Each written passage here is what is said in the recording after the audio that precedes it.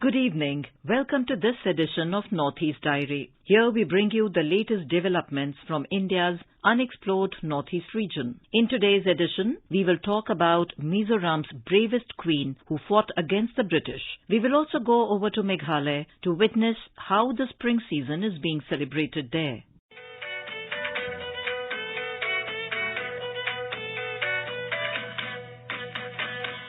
A team of 46 members under the banner of International Friendship Car Rally Association is on a mission to promote the Northeast region as the travelling destination and showcase the rich culture and heritage of the interstates through Northeast India Interstate Friendship Car Rally 2022. Funded by the Northeastern Council, the rally was flagged off from Itanagar on the 7th of April and will culminate in Assam on 22nd of April. Here is a report. The Northeast India Friendship Car Rally 2022 is an attempt to build upon the age-old connections and enhance the relationship between the people of the region. The rally is being organized by the International Friendship Car Rally Association, a not-for-profit organization based in Arunachal Pradesh, in association with Northeast Today. This is the 7th edition of such events organized by the International Friendship Car Rally Association. A total of 46 participants comprising of 43 male and 6 female from Arunachal Pradesh, Assam, Manipur, Mizoram and Nagaland are participating in this car rally. The eldest among the participants is age 62 and the youngest is 21 years old. Gopi Lowland from Arunachal Pradesh at 21 years old. Female participants also shares her experiences. I am originally from Alo. It's in West Siang district, Arunachal Pradesh. I've just done my graduation in literature department and I'm pursuing my master's in distance. But since it's in distance, so I'm doing some part-time jobs and all. This is my first time going in the rally though. And next time, I think there is a different trip for Bhutan and I'll also be going there. Okay. Towards the younger generation. If they have a chance, they should grab it. Like any opportunity.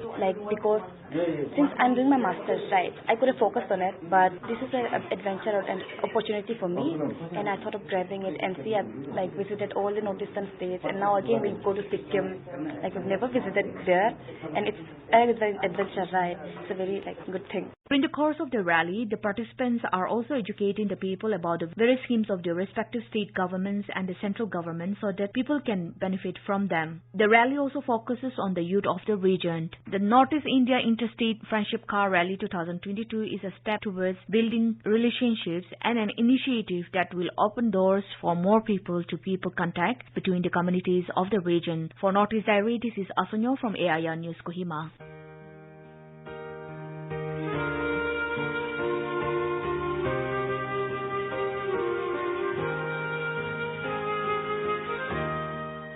We know about hundreds of tales of freedom struggle and about many wars and movements led by great Indian kings, queens and leaders and common citizens. We know about the thunderous roles of Tatya Tope, Queen of Jhansi Lakshmi Bai, Bhagat Singh, Mahatma Gandhi, Sardar Patel, Netaji Subhash and so many heroes during the different periods of the Indian freedom struggle. There are so many unsung leaders too who had valiantly fought against the British rulers and sacrificed their lives to protect their motherland.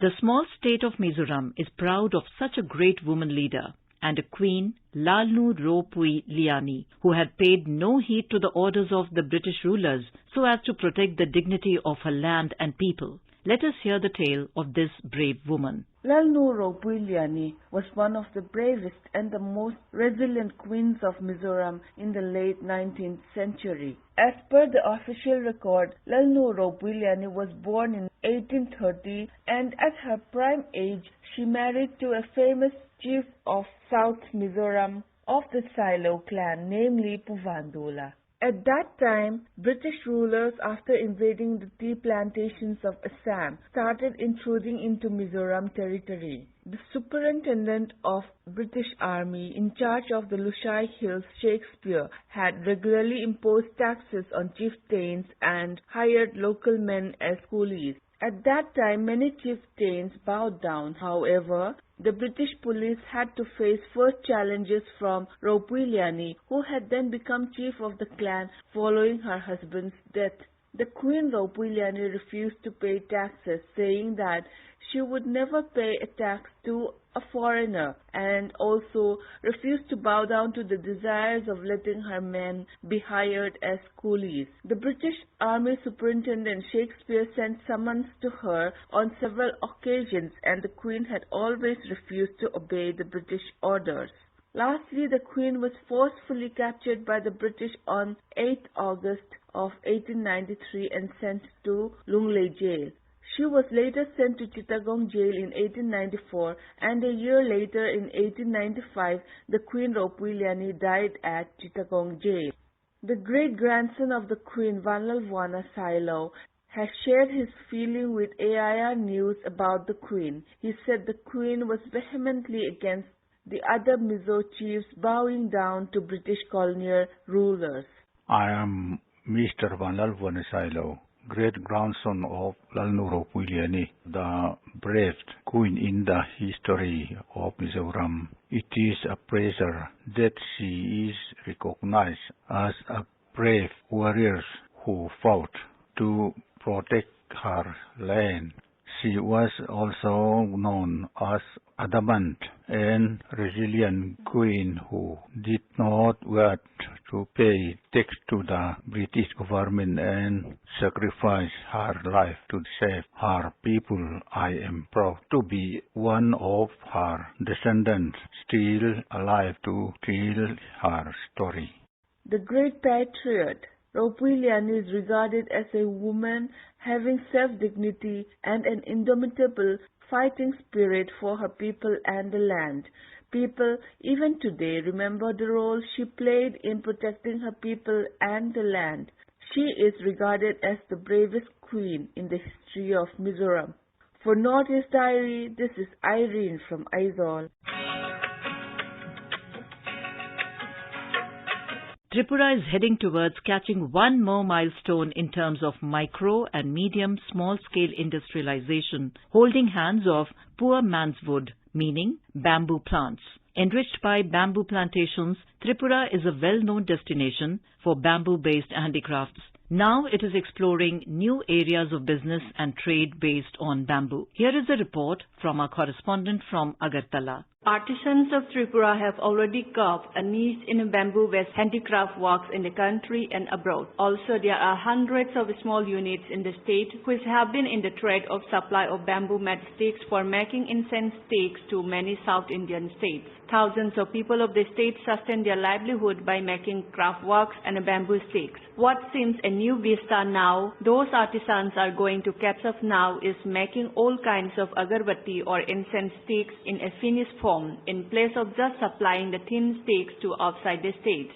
In this venture, a big name is Bamboo and Cane Development Institute, VCDI.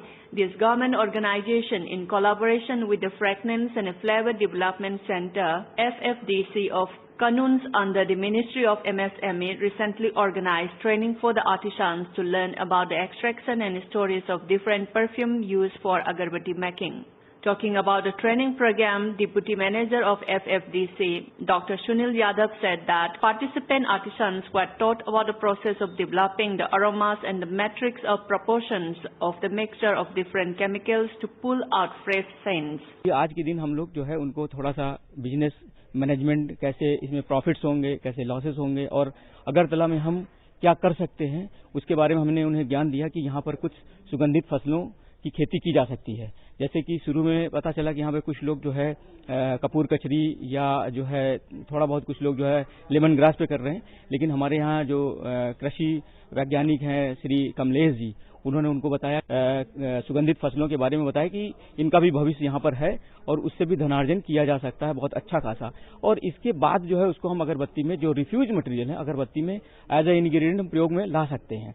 दूसरा, हम जैसे यहाँ पर agarwood का जो पूरा जंगल हम देख रहे हैं, अगर हम उसको उस लकड़ी को पाउडर फार्म में कन्वर्ट कर लेते हैं, उसको भी हम जो है अगरबत्ती में एक बहुत बड़ा इंग्रेडिएंट ले सकते हैं, जहाँ पर हम चारकोल को थोड़ा सा रिड्यूस कर दें, जहाँ पे अगर हमें आधा मिला के हम कर रहे हैं, वहाँ पे अगर हम अगरवुड को अगर हम प्रयोग में लाएं तो हमारी कॉस्ट भी डिक्रीज कर जाएगी, क्योंकि यहाँ पर बहुतायत मात्रा में। He said that agricultural scientists participating in the training also highlighted several local crops which have unique fragrance value and cultivation cultivation of these crops on a commercial scale will benefit the farmers and also reduce the cost of chemicals used in the making of incense sticks making. For Northeast Diary, this is Rina Nongmaitem from Agartala.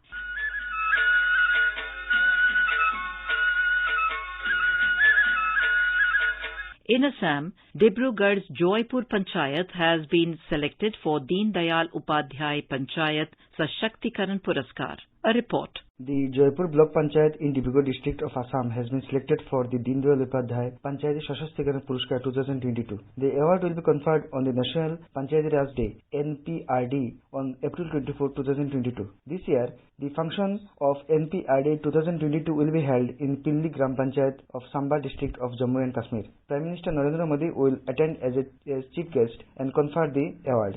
The Deen Dayal Upadhyay Panchayati Sashактikaran Puraskar is given to best performing panchayats, districts, intermediate and gram panchayats across the states and union territories in recognition of the good work that is done by Panchayati Raj institution at each level of improving delivery of services and public goods. 9 thermic categories of gram panchayat are sanitation, civic services like drinking water, street light, infrastructure, etc. Natural resource management, marginalized section like women, scheduled caste, scheduled tribe, disabled, senior citizen, etc. Social sector performance, disaster management, community-based organizations or individuals taking voluntary actions in support the Gaon Panchayat, innovation in revenue generation and e-governance. For Northeast Diary, this is Pranav Kumar Nath from Dibrugarh.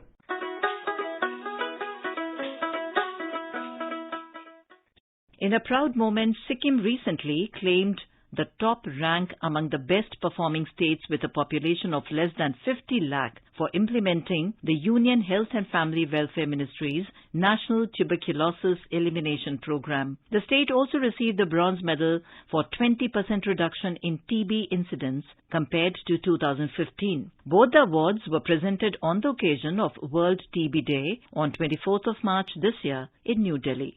Additional Director of State TB Cell, Dr. A.K. Rai, who received the awards, speak to the Northeast Diary on Sikkim's journey towards TB eradication. Interviewer is Dilli Ram Dulal. In a proud moment, Sikkim recently claimed the top rank among the best performing states with a population of less than 50 lakh for implementing the Union Health and Family Welfare Ministry's National Tuberculosis TB Elimination Program or NTEP. The state also received the bronze medal for 20% reduction in TB incident compared to 2015. Both the awards were presented on the occasion of World TB Day on 24th March 2022 at Vigyan Bhawan, New Delhi. Additional Director of State TB Cell, Dr. A.K. Rai, who received the award, speak to Northeast Diary on the key milestone and Sikkim journey toward TB eradication. What does the recent recognition signify in Sikkim's fight against tuberculosis? This signifies that Sikkim is in right track for elimination of TB. So we have received 2 number of awards. One is for the sub-national certification, that is bronze award, bronze medal for sub-national certification. That means reduction of TB incidence by 20% as compared to 2015. Another award is for, best performing state. It is given seeing the TB index. Okay. And it is below 50 lakhs population. So 2 awards has been received. I would like to dedicate this award to all the stakeholders who have, worked for the TB program. That is right from ASA. Anganwadi worker, and all the peripheral health worker, all the district officials like CMO, district TB officers, and the CHOs. CHOs is a community health officer who is posted at, this health and wellness center. And I would like to dedicate this award to all the NTP staff and also all the specialist doctors from medical college, from STNM hospital, and all the microbiologists and all the TB champions. TB champions is a TB survivor. Now we have taken in the, this program. And TB champions, they are also one of the most important components. They are also most important stakeholders. And among them, I think I should not forget to mention all the, our officers from the head office, including Director General cum Secretary and Commissioner cum Secretary, and also our ex-SQs and DTOs, those who worked hard to get this award for elimination of TB. We received the Bronze Award. And I also will not forget to mention the political commitment given by our Honorable Chief Minister, Honorable Health Minister, and Council of Ministers. They have also given so much, support to this program so that we could receive this type of award from radio. I would like to congratulate them also, and I would like to dedicate this award to each and everyone who are involved in TV program, so that in future also we may expect more awards and more, this time we receive bronze medal, then we may be expecting silver in next 1-2 years. So how would you appreciate the milestone in the context of the long COVID-19 pandemic being at the center of public health? This COVID, taught us about the cough hygiene, cough etiquette, and the behavior change in the, all the public. So this COVID taught us so much so that I think before COVID, our patients tend to feel awkward and they feel, they do not want to wear the mask because they feel awkward and they feel shy to wear the mask. But nowadays, because of COVID, everybody is wearing masks without any hesitation. So this is one of the changes, the behavior changes come by the COVID, because of COVID. But at the same time, the notification of TB, I think not only TB, other disease, maybe other disease also, had been reduced during the time of this COVID. And this is not only in scheme, this is a pan-India scenario. All over India, the data or the notification of TB had been reduced during the, the period of COVID. But now we have picking up this thing, so do not worry about, I think, I will not afraid of COVID also, so we have fought for the COVID also. Along with that, we are fighting for TB also. Which initiatives taken under the Sikkim National Tuberculosis Elimination Program or NTEP made the achievement possible? Yes, I think as I already said, our predecessor also, previous STO, previous DTOs also, they have worked so hard. And as well as this time, what we did, it is only a team approach, and it is a team approach, and we need to go up to the community level. So we did it. I think we have gone up to the community level, and we have formed community TV forum at community level, at CHO level, community health officers. So this has been done, and also the diagnostic facility service has been decentralized up to the PhD level. So many trainings to the CHOs and NTP staff and other staff and all the health functionaries has been done. And most important thing is motivation. Motivation. I myself went to so many districts, so many PhDs also for the motivation of the health worker and regarding telling about the program, what is the program, how we have to go ahead. So this was all done. And also one of the important, I said earlier also, it is one of the most important stakeholders, TB champions, TB survivor, the TB survivor, those who are we have taken as a TB champion because they have already, they have faced TB and they have already, they have cured from the TB. They are already completed their treatment and they have already won the TB. That is why they are called as TB champion. So we have from the TB champions, and 27 TB champions is already impaneled in Touch by TB Reach India. This is one NGO, and other TB champions is also working along with the CHOs. So this TB champion, when we talk about the TB champion, if TB champion give their testimony to the patient, the patient who are at their level, at their field level, so that I think your words will be more important than us. So this is one of the most important, and we have formed so many TB champions also. We have find out, we have trained them, and with this, and we have most important thing is we have decentralized this thing, and it has reached this thing. This our NTP program has reached up to the community. That is the reason this achievement could be possible. How is TB still a key public health challenge, particularly in Sikkim?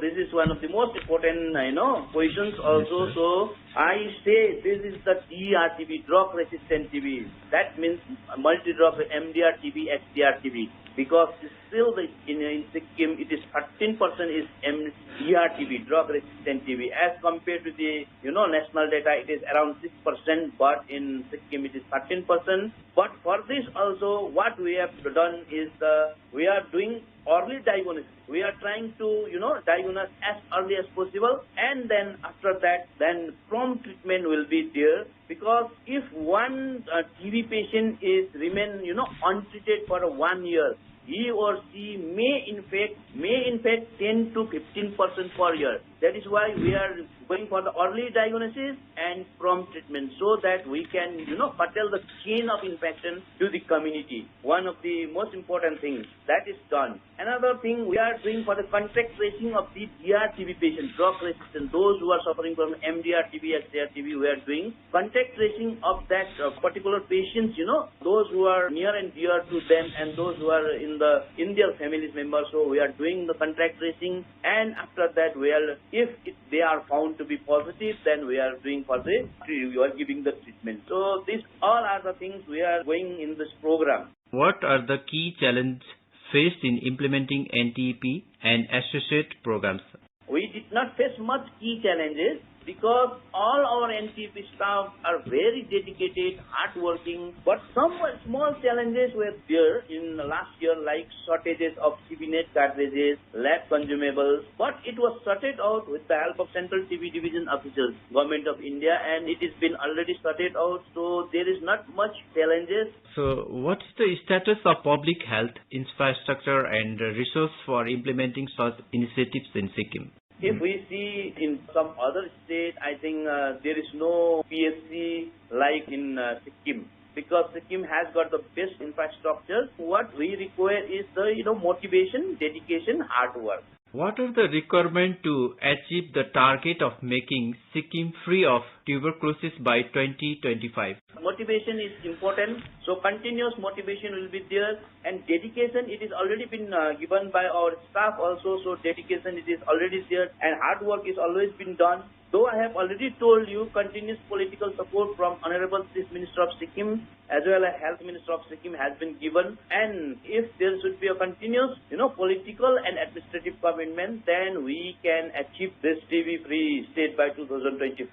All the medicines, consumables, they are supplied from the Government of India, and our work is only to motivate the people and to make aware the people at the community level. So now all the Panchayat, PRM members, even mayors, they are also involved. All the ministers are involved. We had one workshop with the Honorable Chief Minister at our Legislative Assembly only. So that time only they have given our commitment. So community is one of the most important things. Then along with that, we will be doing the training, retraining our staff, our functionaries of the health system, so that I think it will be feasible to not root it out exactly, but it is not eradication also. Elimination of TB can be done from the state of Sikkim. Lastly, what is your message for healthcare workers and TB patients? So for the healthcare worker, I think they are doing very good. They are hardworking, dedicated. Still, I say, please continue your hard work and dedication so that our Sikkim will be, TB-free by 2025. For the patient, each patient should teach the other patient regarding the cough etiquette and cough hygiene, so that, their voice will be more effective. As I already said, it is more effective than others. So this has to be done by the patient. And most important thing is, I already told you, it is a cough etiquette. Do not spit in public. Do not cough without your, this handkerchief. If you wear mask, it is very well and good, so that I think we can combat this problem of TB. Thank you, Dr. Rai, for sharing your thought on recent achievement and the roadmap for TB elimination in Sikkim, and congratulations for the award received by the state. Thank you so much. The interviewer was Gangtok-based journalist Dilram Dulal. You were listening to an interview with Additional Director of Sikkim State TB Cell, Dr. A.K. Rai, who shared the details of Sikkim's journey in fighting tuberculosis. The interviewer was Gangtok-based journalist Dilram Dulal.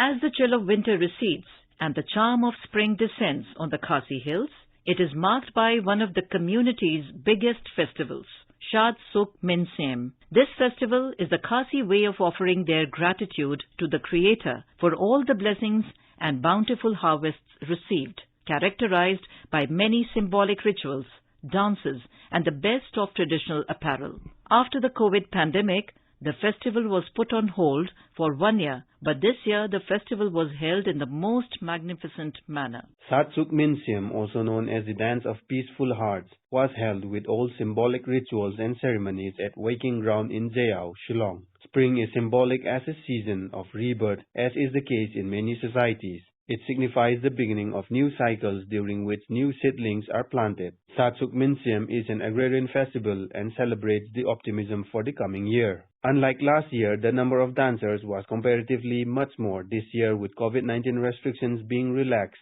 Dancers, both male and female, decked in their traditional attires, moved in unison with the traditional beats. Organized by the Seng Khasi Sengkame, Shad Sukh Minsyem is one of the major festivals in the state as it showcases the traditions and culture of the Khasi tribe. Assistant General Secretary of Seng Khasi Kame, Paya B. Sinrem, shares why the festival is celebrated and its significance amongst the Khasi community. Shad Sukh Minsyem is a Thanksgiving dance with Seng Khasi Kame organize this dance annually.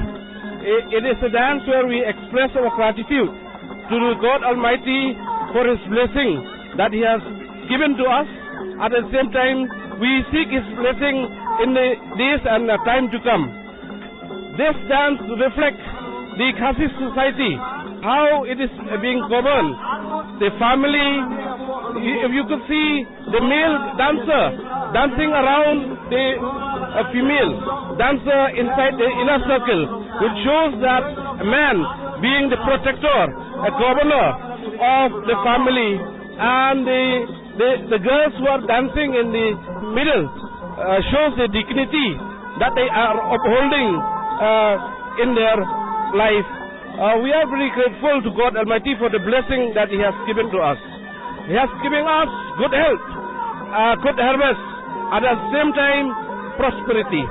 That is the thing that we should pay homage to God Almighty for His blessing abundantly giving to each one of us. In 2021, the festival was held, but with several restrictions. But this year, with fewer restrictions, Waking Ground was packed with several Khasi men and women waiting to participate in the traditional dance. This is Rustam for Northeast Diary from AIR News, Shillong. Now, let us listen to this melodious modern song from Manipur.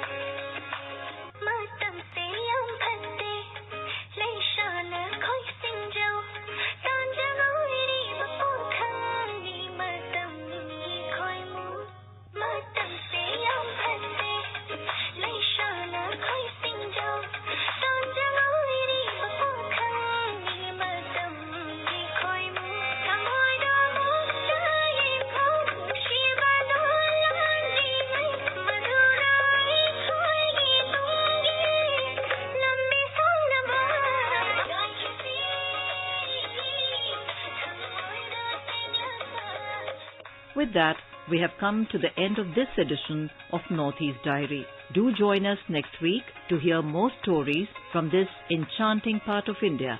Bye-bye.